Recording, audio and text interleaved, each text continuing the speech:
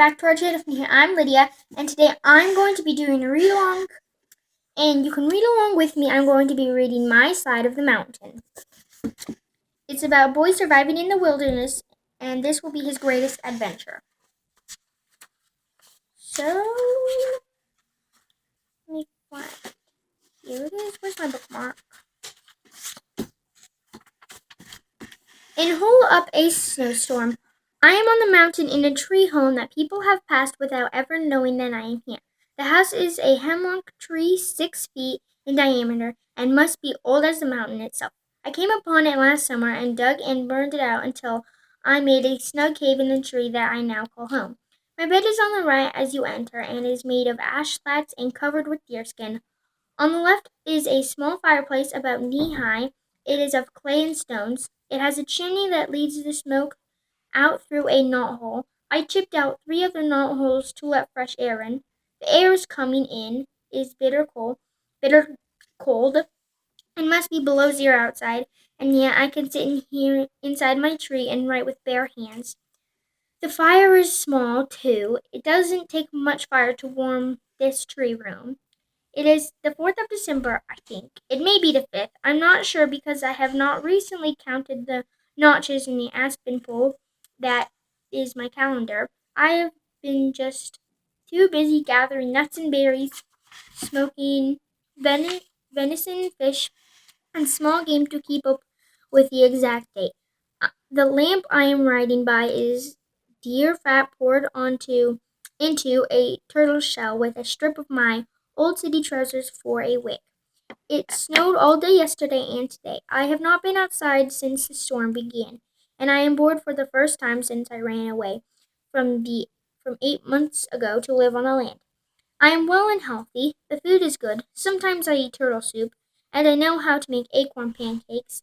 I keep my supplies in the wall of the tree in wooden pockets that I chop myself. Every time I have looked at those pockets during the last 2 days, I have felt just like a squirrel. Which reminds me, I didn't see a squirrel one whole day before that storm began. I guess they're holed up and eating their stored nuts too. I wonder if the Baron, that's the wild weasel who lives behind the big boulder to the north of my tree, is also denned up. Well, anyway, I think the storm is dying down because the tree is not crying so much. When the wind really blows, the whole tree moans right down to the roots, which is where I am. Tomorrow, I hope the Baron and I can tunnel out into the sunlight. I wonder if I should dig the snow, but that would mean I'd have to put it somewhere, and the only place to put it is in my nice snug tree. Maybe I can pack it with my hands as I go. I've always dug I've always dug into the snow from the top, never from the under. The Baron must dig from under the snow. I wonder where he puts what he digs. Well, I guess I'll know in the morning. When I wrote when I wrote that last winter, I was scared and thought maybe I'd never get out of my tree. I had been scared for 2 days. Ever since the first blizzard hit the Catskill Mountains, when I came up to the sunlight, which I did by simply poking my head out the soft snow and standing up, I laughed at my dark fears. Everything was white, clean, shining, and beautiful. The sky was blue, blue, blue. The hemlock grove was laced with snow. The meadow was smooth and white, and the gorge was sparkling with ice. It was so beautiful and peaceful that I laughed out loud. I guess I thought because my first snowstorm was over and it had not been so terrible after all. Then I shouted, I did it! My voice never got so far. I was hushed by the tons of snow. I looked for signs of the Baron Weasel. His footsteps were all over the boulder, also sides where he had played, and he must have been up for hours enjoying the new snow. Inspired by his fun, I poked my head into the tree and whistled. Frightful, my trained falcon flew to the fist, and we jumped and slid down the mountain, making big holes and trenches as we went. It was good to be whistling and carefree again because I was sure scared by the coming of the storm. Here's a little picture.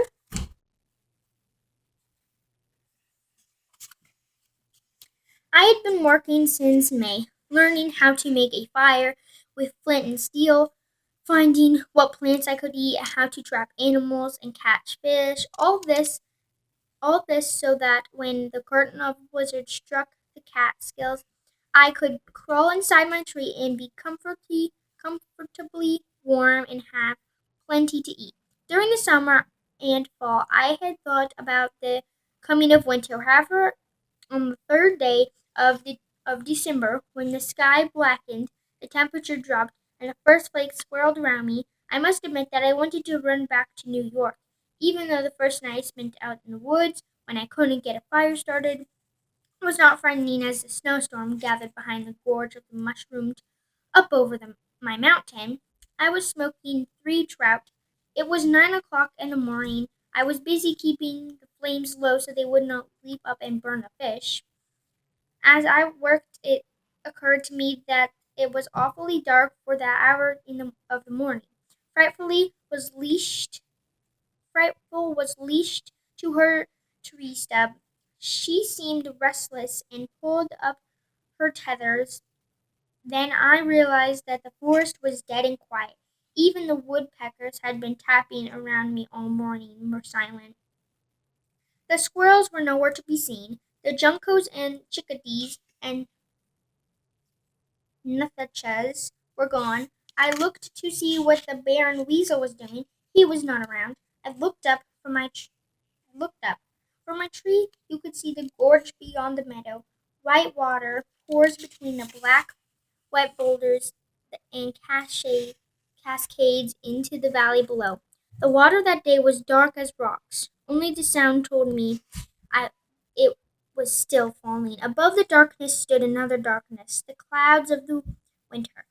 Black and fearsome, they looked as wild as the winds they were bringing them. I grew sick with fright. I knew I had enough food.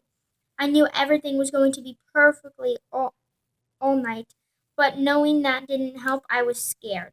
I stamped out of fire and pocketed the fish. I tried to whistle for frightful, put I but couldn't purse my shaking lips tight enough to get out of anything. But so I grabbed the hide straps that were attached to her legs, and we dove through the deerskin door into my room in the tree. I put Frightful on the bedpost and curled up in a ball on the bed. I thought about New York and the noise and the lights and how the snowstorm always seemed very friendly there.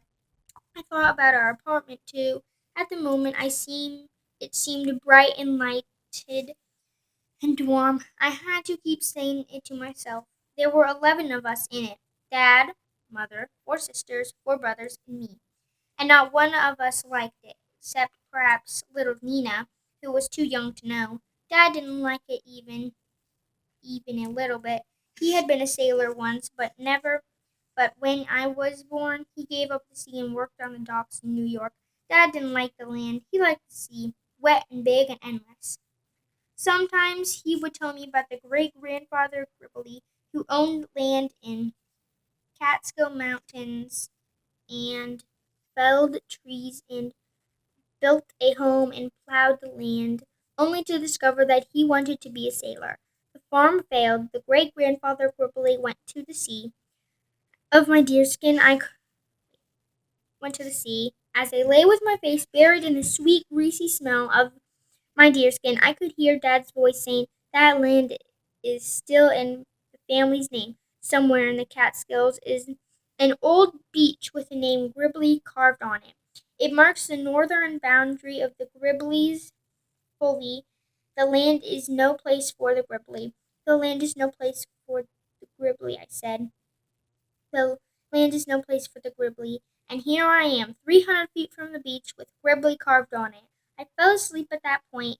When I woke up, I was hungry. I cracked some walnuts, got down the acorn flour I had pounded, with a bit of ash to remove the bite, reached out from the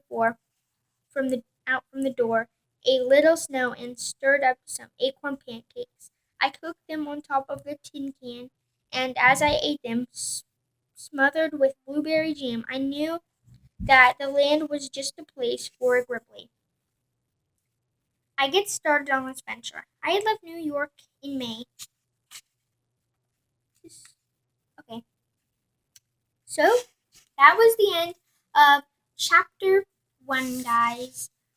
I hope you like me reading this book. I'm going to be doing chapter 2 tomorrow, so make sure you subscribe and turn on post notifications for that. And make sure to like and subscribe, and I'll see you guys next time. Goodbye!